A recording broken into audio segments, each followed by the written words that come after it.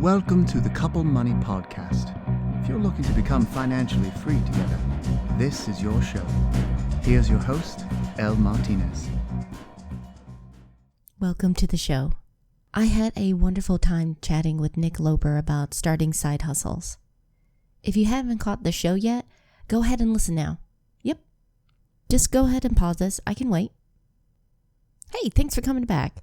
So when I was preparing for the show and interviewing, brainstorming, researching, all that stuff, I was focusing on couples who were just starting and looking to build up their income. Today, I want to address a different question. Some of you may already have made the career change and you're working from home, either part-time or full-time. And some of you may also have the additional responsibility of raising kids. I'm in the same boat, so I know how difficult and rewarding it can be. And while we can't do it all, we can be more productive at work and enjoy the time we have with our children. I did an article for Entrepreneur recently, and I reached out to several parents who work and run their businesses from home while raising their kids to see if they had advice about what worked for them. And even though they're in different fields, talked to an author, financial planner, a baker, and video personalities, there were a few ideas that kept coming up. So if you're looking to get more done with the time you do have, here's what they had to offer. The first step is design your schedule to minimize distractions. I know how hard it can be, especially when you are running a business and when you have little kids, to have something that's consistent. But every business owner I spoke to emphasized how important it is. You can miss appointments and very likely double book when you're managing both your professional obligations and your family. So find something that works for you. If you're a tech person, put everything on your phone so you can visually see what you have to do each day and each week. If you're more of a pen and paper person, have that up on the wall so you can constantly check and make sure that you're staying on task. The second step is lightening your load and sharing it. It can either be because of budget or your own desire to have more control over things, that you want to do everything yourself. Don't do that. If you're able to delegate and outsource certain tasks, it will not only relieve stress from you, but you can see that it will build your business. For example, Liz Pierce, owner of the Gluten-Free Galley, saw that her business was growing way too much for her to handle by herself. So she hired and trained her husband to assist. So he does some of the deliveries and some of the baking. And because of this, they're able to deliver to more stores and offer new products.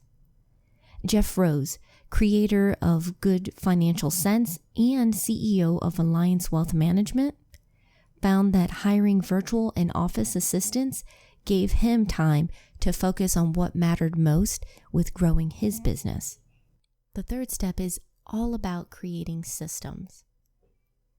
You know, as a business owner, there are deadlines with your clients and when you have to produce things. And sometimes it's weekly, it might be daily, monthly, whatever it is. You have to get it done by that time. But when you have kids, especially little ones around the house, it can seem almost impossible.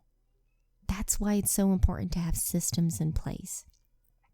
Liz Pierce found that getting documents up on recipes, routines, and operating essentials and sharing it with her husband got him up to speed faster.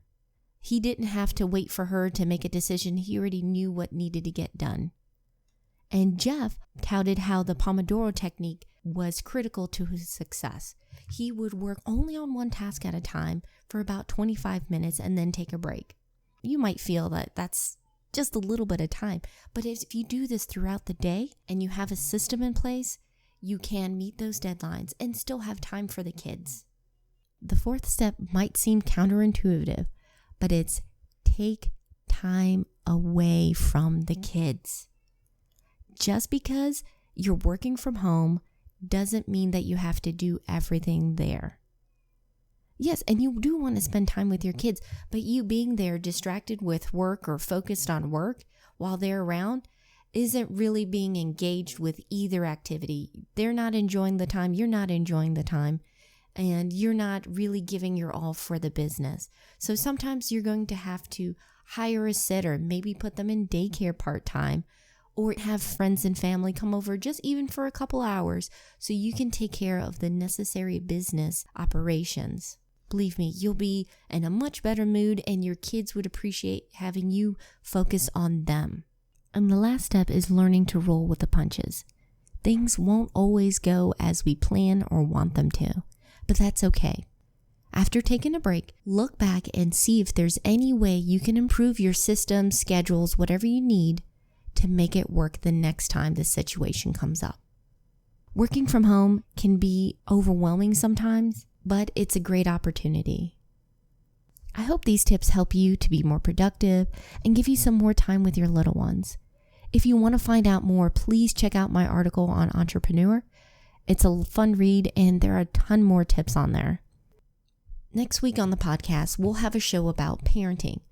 Sometimes I look at the ads out there and they can be ridiculous. It's either this expectation that parents have to be superhuman and know what to say and do all the time, or there's the other extreme where parents are completely overwhelmed, have no plan, and they need help right now. I'm neither of those, and I believe you're the same too. We are trying to take care of our kids, but also enjoy this time we have with them. So Simi, or Mrs. Money Mustache as she's known to some, will be on the podcast discussing how she and her husband have designed their lifestyle to savor this time with their son. Even if you're not a parent, this is a very cool episode, I promise. So please join us. I hope you guys have a wonderful weekend. Until next time, take care.